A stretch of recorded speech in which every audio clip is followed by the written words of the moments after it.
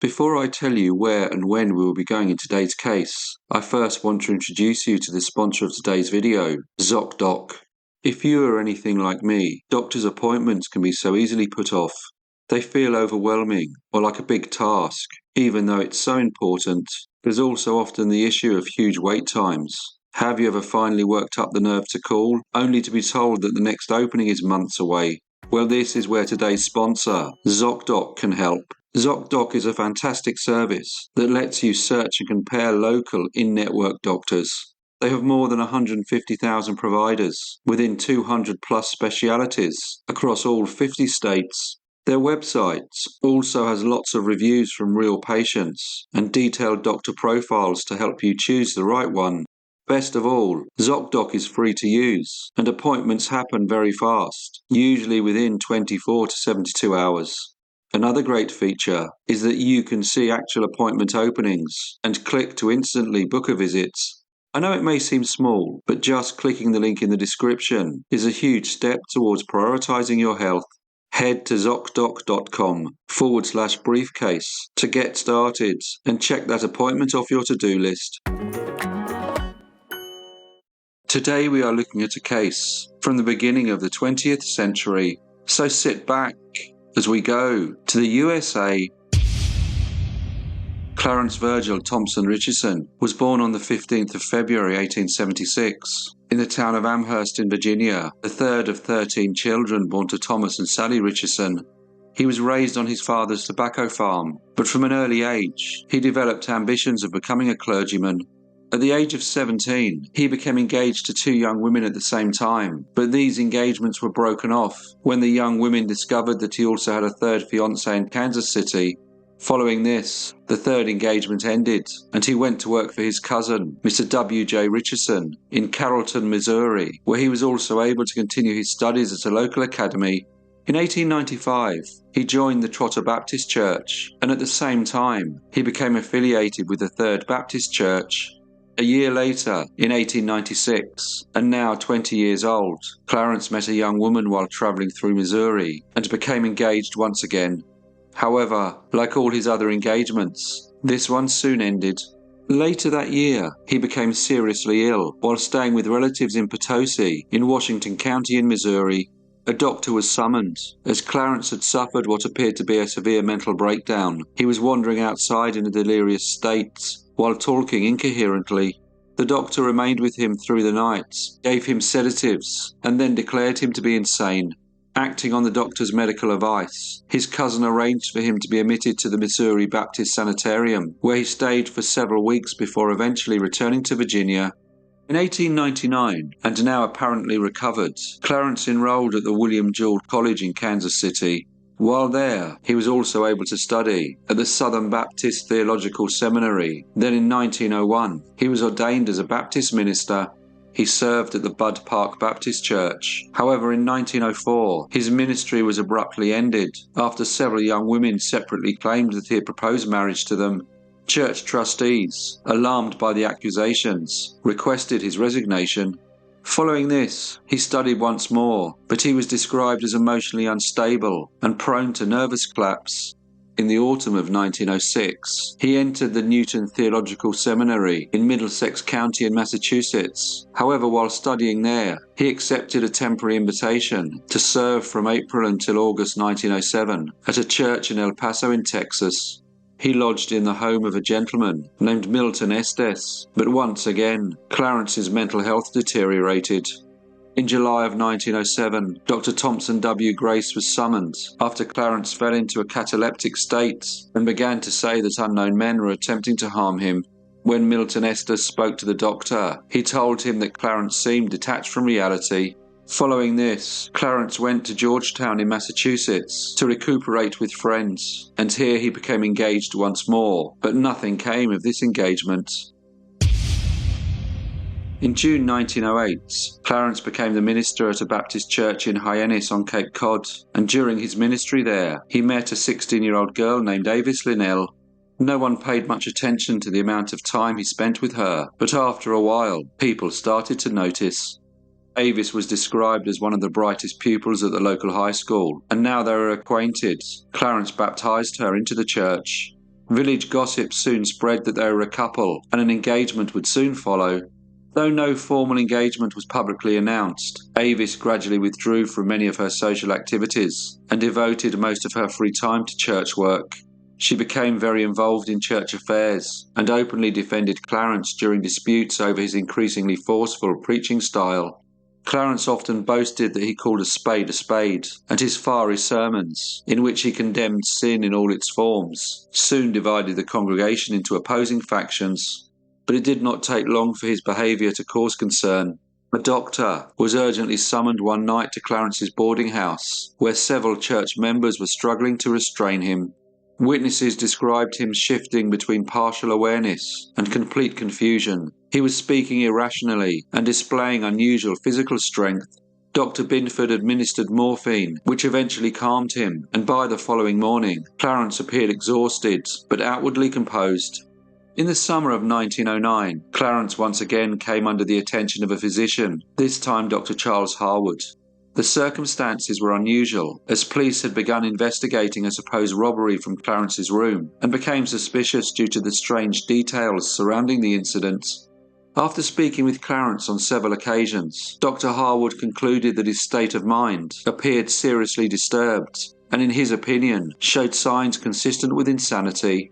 By Christmas 1909, Clarence once again had become engaged when he proposed to Avis Linnell and presented her with a diamond engagement ring. She was now 17 years old, and her family seemed pleased that Avis would marry a man with such a promising future and respectable position. The following year, in April 1910, Clarence resigned his position as he had accepted a ministry in Cambridge. According to Avis's friends, the couple intended to eventually marry and travel to China as missionaries. Soon after Clarence had left Hyannis, Avis went to live in Boston, telling her family and friends that she intended to study music there so she might better assist her future husband in the ministry. She still wore her diamond engagement ring that had been given to her by Clarence. In Cambridge, Clarence's ministry prospered. His plain-spoken sermons and forceful style made him popular with many members of the congregation who admired what they saw as his honesty and directness from the pulpit. During a church reception, he was introduced to Violet Edmonds, a daughter of Moses Grant Edmonds, one of the wealthiest residents of Brookline, Massachusetts. Violet herself was believed to possess a considerable inheritance from her grandfather's estate. Violet was very different to Avis Linnell, the quiet country girl who had devoted herself so completely to Clarence during his years on Cape Cod. She was confident, accustomed to wealth, and mixed in a very distinguished social circle. She was soon drawn to the young minister, and Clarence started to devote much attention to her. Before long, their attachment became widely known among friends and acquaintances, and Violet confided in others that she and Clarence intended to marry. Whether Avis fully knew that Clarence had become engaged to another woman is not known, but by the early summer she had removed her diamond engagement ring. There was no formal announcement of this broken engagement, and only a few of her friends realized that another woman had entered the minister's life. In August 1911, Avis returned to her family home in Hyannis, and not long afterwards, Clarence arrived there to spend part of his holiday. In the months before this, the minister and Violet Edmonds had been seen together in Boston restaurants, dining openly enough to attract notice. Their companionship seemed to confirm the rumours already circulating about the closeness between them. Yet once back in Hyannis, Clarence devoted much of his attention to Avis instead. The two were frequently seen in one another's company, walking together, calling at local homes, and before long, townspeople began to speculate that they had resolved their differences, and that it was only a matter of time before the pair would finally marry after all. However, in September, Clarence returned to his church duties in Cambridge, while Avis resumed her music studies in Boston. During this time, friends became concerned, as Avis often appeared anxious and emotionally troubled. On Saturday the 14th of October, she told her friend at the Young Women's Christian Association boarding house that she intended to dine that evening with a gentleman friend. Although she did not mention Clarence by name, her companions understood whom she meant. That evening Avis returned to her room alone, but later that night, the young women staying in the neighbouring rooms heard her groaning in the bathroom. They knocked on the door and asked if she was all right, but all they heard was continued groaning. They soon became very concerned and forced open the door, only to find her unconscious. They called for a physician, but when he arrived, all he could do was confirm that Avis Linnell had died. It was suggested that she had died by her own hand, after learning that Clarence intended to marry another woman. However, an autopsy determined that the death had been caused by cyanide poisoning. But this was not the only revelation. Avis had been pregnant at the time of her death. The police investigators soon focused their attention upon Clarence. When officers spoke to the deceased young lady's friends, one stated that when Avis was found dying, she telephoned the minister, Clarence Richardson, but instead of showing concern, he asked her if Avis had spoken about him before losing consciousness. The young lady told the officer that she replied that she had not, and he informed her that she should not have contacted him, and that she needed to speak to Avis's family and the police. Officers also became suspicious when they learned that immediately after he had been informed of the death, Clarence left his lodgings at the Brookline mansions of Moses Grant Edmonds and travelled into Boston to speak to an attorney. Then, following his return to the mansion, he announced that he would remain in seclusion. The police continued the investigation into the death of Avis Linnell, and on the 19th of October, William Hahn, a chemist in Newton, informed them that he had sold cyanide of potassium to the minister. Mr. Hahn claimed that Clarence told him that he wanted the poison to kill a pet dog, and although he told him that he should not use it on an animal, the minister insisted. Mr. Hahn added that as Clarence was leaving, he asked him not to mention the purchase to anyone. With this evidence, together with the known relationship between Clarence and Avis, the police decided to make an arrest. They surrounded the Edmonds residence, but were refused entry. However, early on the morning of the 20th of October, officers were finally admitted, and they formally charged Clarence Virgil Thompson Richardson with the murder of Avis Linnell. Clarence insisted that he was innocent, and the Edmonds family announced that they would support him and pay for his defence. Violet sent flowers and chocolates to Clarence in his prison cell and declared her confidence that he would soon be freed, and the pair would then marry. Clarence pleaded not guilty in front of the grand jury. However, on the 2nd of November, the jury returned an indictment against him on 5 separate counts connected with the death of Avis Linnell. Prosecutors alleged that he had administered the poison himself, probably telling her that it must be taken for medical purposes. Following this, his trial was scheduled to begin on the 15th of January 1912, and preparations for what promised to be one of the most sensational murder cases in Massachusetts history were underway, when on the 20th of December, he was discovered unconscious and bleeding heavily in his cell. He had fashioned a crude blade from a sharpened piece of tin, apparently taken from furnishings, and used it to mutilate himself. A doctor was immediately summoned, but the injuries were so severe that for a time physicians feared he might die from blood poisoning. Following this, it was noted that Clarence became subdued, appearing mentally exhausted and increasingly detached from proceedings around him. On the 5th of January 1912, he abruptly withdrew his plea of not guilty and admitted that he had indeed poisoned Avis Linnell. 4 days later, on the 9th of January 1912, he formally entered his confession in front of Judge George A. Sanderson and issued a public statement, declaring himself deeply penitent for his crime. He insisted that he sought neither mercy nor personal advantage, but wished to spare Avis Linnell's family the ordeal of a public trial. In language filled with remorse and religious anguish, he described himself as tortured by guilt and spoke of hoping, if allowed to live, to spend the remainder of his life seeking redemption behind prison walls. It later emerged that Clarence, once regarded as a promising Baptist minister, had been advised by his legal counsel that by pleading guilty he might escape the electric chair and receive a sentence of life imprisonment instead. However, when the judge passed sentence, he told the court that the only punishment permitted under the law was death by electrocution. Clarence collapsed when he heard the sentence and had to be assisted from the courtroom to the prison van waiting outside. He was then returned to the Charles Street jail. The judge's final words had ended with the traditional appeal that God might have mercy upon his soul, and this seemed to have affected Clarence's mind. Those close to him claimed that he had become haunted by thoughts of the execution chamber and constantly imagined the heavy wooden chair in its metal fittings, with its web of wires, and the fatal current that would pass. It was only after the death sentence had been imposed that Clarence's defence team seriously pursued the claim of insanity, which prompted Governor Eugene N. Foss to order an examination of Clarence's mental condition. He appointed Dr. Lloyd Vernon Briggs of the Massachusetts Mental Health Society to investigate Clarence's background and state of mind. Through affidavits and interviews, Dr. Briggs built up a detailed picture of a man long troubled by both physical and psychological instability. He found that Clarence's family had a history of mental illness. An uncle on his mother's side died in a Virginia State mental hospital after being committed to a ward for violent patients, while a cousin had been confined to an asylum in Missouri. Several other of his relatives were also described as insane or mentally deranged, leading Dr. Briggs to conclude that there was a hereditary history that had contributed to Clarence's condition. He also discovered that Clarence had suffered from a series of head injuries throughout his life.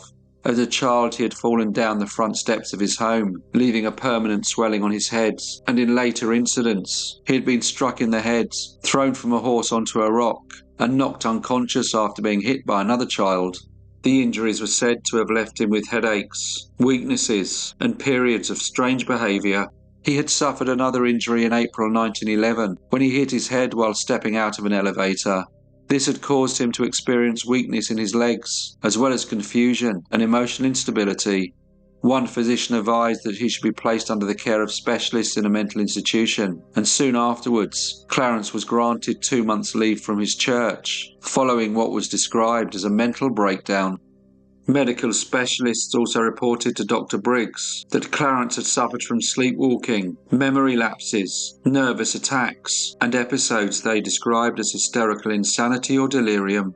Yet despite recognizing signs of mental disturbance, none of the doctors consulted believed that the murder of Avis Linnell itself had been committed during one of these episodes, and concluded that Clarence understood the nature of his actions at the time of the killing. Following this report, on the 16th of May 1912, Governor Foss rejected the petition for clemency, ending Clarence's final hope of avoiding execution. Public fascination with the case was enormous, and in the days that followed, attention turned away from the legal proceedings and towards Clarence's approaching fate. Crowds gathered outside the prison in the days before the execution. On Sunday the 19th of May, so many people were there that extra police patrols were assigned, and the outer entrances were closed to prevent the crowd pushing into the prison grounds. Despite heavy rain the following day, more than 2,000 people remained outside the prison walls for hours, just waiting for news. Even when the execution had taken place shortly after midnight on the 21st of May 1912, many stayed through the nights, with the crowds not fully dispersing until the morning. After Clarence Richison's execution, public opinion became increasingly divided over whether justice had been properly carried out. Although many people initially supported the death sentence, mainly because of the sensational newspaper coverage surrounding the murder, others later argued that Clarence had been executed without a proper trial because his guilty plea prevented a full examination of the evidence and his mental state. Critics believed that his obvious psychological instability should have led to a deeper medical investigation rather than a rapid execution, raising wider concerns about how mentally ill offenders were treated by the legal system. In 1921, Dr. Briggs revisited the Richison case and argued that Clarence had been mentally ill for years, suffering from hysteria, hallucinations, memory lapses, and emotional breakdowns that several physicians had recognized long before the murder. Dr. Briggs criticised the authorities for allowing him to continue in public life without proper treatment, and later used the case to advocate reforms in the early recognition of mental illness. Hello everyone, and thank you so much for listening. As usual, please leave any comments or feedback you may have, and I hope to see you all again in the next Brief Case.